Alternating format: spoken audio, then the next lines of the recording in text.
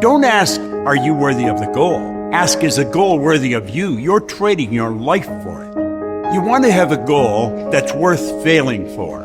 An ideal is an idea that you have fallen in love with.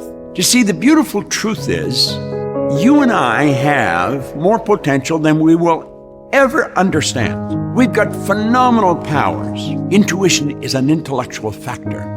It's like perception, the will, reason, imagination, memory, and intuition. These are higher faculties. These are the faculties that separate us from all of the rest of the animal kingdom.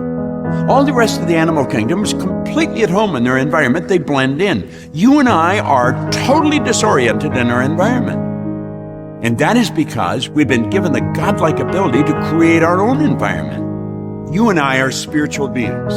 And if we are not inspired to do something, it's because we're not thinking of who we are. The essence of us is spirit. And spirit's always for expansion and fuller expression. He gets into that so beautifully in the area of imagination. He said it's the most marvelous, miraculous, inconceivably powerful force the world's ever known. It's the imagination that permits us to move into the spiritual essence of who we are. It's your imagination that takes the idea that comes to your consciousness, and that spirit wanting to express itself a greater way through you, because spirit's always for expansion and fuller expression. And so it's the raising of our conscious awareness. Hill found this out. He writes about it. That's what changes our life. We're spiritual beings. We've been gifted with an intellect, and we live in a physical body. Everything we own at the time of our death is going to belong to someone else. So it's not what we own. We're merely custodians. It's what we do with our life that makes the difference. You've got to be persistent. And he gives us a very simple formula here. He said there are 4 simple steps which lead to the habit of persistence. Number 1, a definite purpose backed by a burning desire for its fulfillment. Number 2, a definite plan expressed in continuous action. Number 3, a mind, this is very important, closed tightly against all negative and discouraging influences, including negative suggestions of relatives, friends, and acquaintances. And number 4, a friendly alliance with one or more persons who will encourage one to follow through with both plan and purpose. He said these 4 steps are essential for success in all walks of life. When you start studying Napoleon Hill's work, and you really start to get into the spirit of it, you're going to be inspired, because that's what inspiration is. It's in spirit. And get into the spirit of his work. He had one objective. He wanted to wake you up. He wanted to wake me up. He did wake me up. Hopefully you're awake as well. And as you start studying into this, you'll start to realize there is literally no end to what you're capable of doing. He said, ideas are intangible forces, but they have more power than the physical brains that gave birth to them. They have the power to live on long after the brain has created them has turned to dust.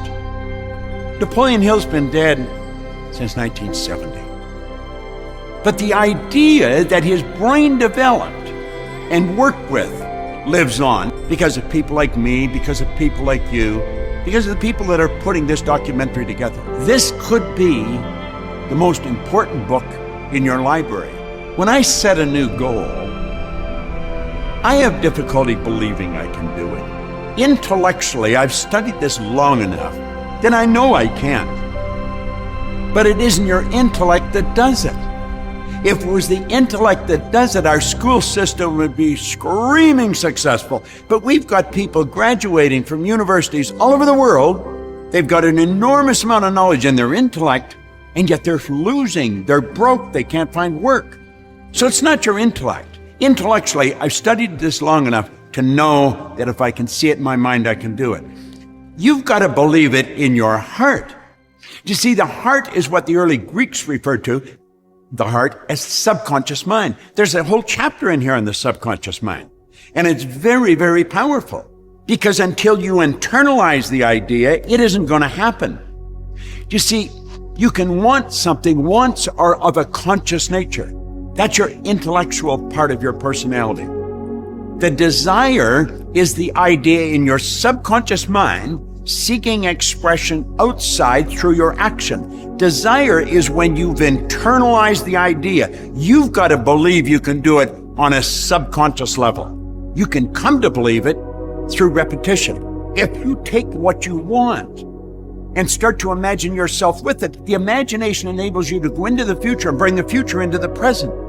You've got to act like the person you want to become. Well, when we do that and do it over and over, you come to believe. We operate on the premise that everyone thinks, and the very truth is that very few people think. My old employer and mentor, Earl Nightingale, often said that if the average person said what they were thinking, they would be speechless. The late and great educator, Dr. Kenneth McFarland, said 2% of the people think, 3% think they think, and 95% would actually rather die than think. General Henry Ford said thinking is the hardest work there is, which is the probable reason so few people engage in it. Thinking is the highest function that you and I are capable of. The problem is very few courses teach thinking. You see, an idea is a thought or a collection of thoughts directed towards a purpose. Most people would never do what they're doing if they're thinking. Listen to the average conversation that's going on. People would never say what they were saying if they were thinking.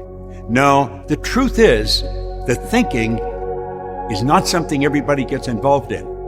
But you start studying this material, and I can assure you one thing, you will begin to think. If a person's going to accomplish anything of any consequence in their life, they have to get into the spirit of it. In other words, I think we have to understand, where does the information come from? Where does the energy come from to create things? Well, we go to spirit. Spirit flows to and through us, and we can think, the highest function that we're capable of, and we build an image in our mind. Then we have to be true to that image. We have to use our will to hold that picture on the screen of the mind, and we turn the image back over to spirit, which is within us. Through the reciprocal law of spirit, it gives it back to us in physical form. Now, this is truly getting into the spirit of the thing. That is what being inspired is all about. And all great work came about because someone was inspired to do it. All the great paintings, Rembrandt, Van Gogh, all of them, they were inspired to do the great work. We have to understand that whatever Rembrandt or Van Gogh used, we have available to us. We're God's highest form of creation. Spirit flows to and through us. It's our responsibility to decide what we're going to do with it.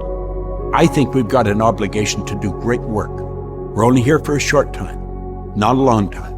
And we've got the faculties and the ability to do great work. I think we should.